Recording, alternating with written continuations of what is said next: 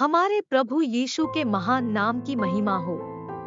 Israel राष्ट्र के प्रारंभिक पुराने नियम के इतिहास की नई श्रृंखला में आपका स्वागत है। पिछले पाठ में हमने सीखा कि कैसे याकूब के 12 पुत्र इस्राएल के 12 गोत्र बन गए और मरने से पहले याकूब से उन्हें क्या आशीषें मिली। हमने यह भी सीखा कि कैसे इस्राएल के लोग या याकूब का परिवार कुल मिलाकर 70 सदस्य मिस्र के गोशेन क्षेत्र में बस गए। जैसे जैसे वर्ष बीतते गए, यूसुफ और उसके भाई और उस पीढ़ी के सभी लोग मर गए। उनके वंशज इस्राएली बढ़ते गए और उनकी संख्या बहुत ही बढ़ गई और मिस्र देश उनसे भर गया। फिर एक नया राजा जो यूसुफ को नहीं जानता था सत्ता में आया। मिस्री इस्राएलियों से उनके बल के कारण डरते थे।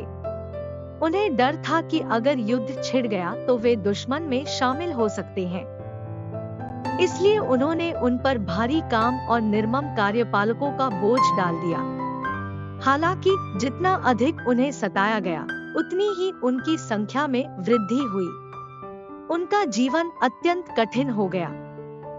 मिस्र के राजा ने सभी नर बच्चों को मारने का आदेश दिया।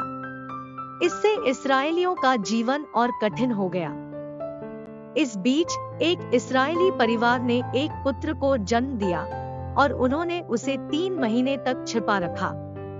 फिर उसे और छिपाना कठिन हो गया। इसलिए उन्होंने एक छोटी टोकरी बनाई और उसमें बच्चे को रखा और उसे नदी के किनारे कांसों के बीच छोड़ दिया। बच्चे की बहन मरियम यह देखने के लिए कहीं आसपास प्रतीक्षा कर रही थी कि उसका क्या होगा। कुछ समय बाद फिरौन की बेटी वहां आई और उसने बच्चे को पाया। उसे यह सोचकर उस पर दया आ गई कि वह एक इब्रानी बालक है। बच्चे की बहन ने फिरौन की बेटी से पूछा कि क्या वह बच्चे की देखभाल के लिए एक इब्री स्त्री ला सकती है।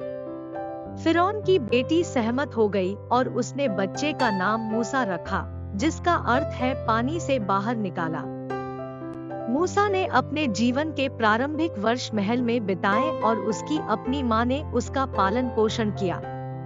उसे जीवित परमेश्वर के बारे में और इस्राएलियों को परमेश्वर से प्राप्त प्रतिज्ञाओं के बारे में जानने का भी अवसर मिला। जब मूसा 40 वर्ष का था, उसने इस्राएलियों के कठिन जीवन को देखा और उनका सहायक बनने की कामना की। एक दिन उसने एक मिस्री को मार डाला जो एक इस्राएली दास को पीट रहा था। उसे महल से भागना पड़ा ताकि हत्या के लिए उसे जेल में न डाला जाए। वह मिद्यान देश को भाग गया।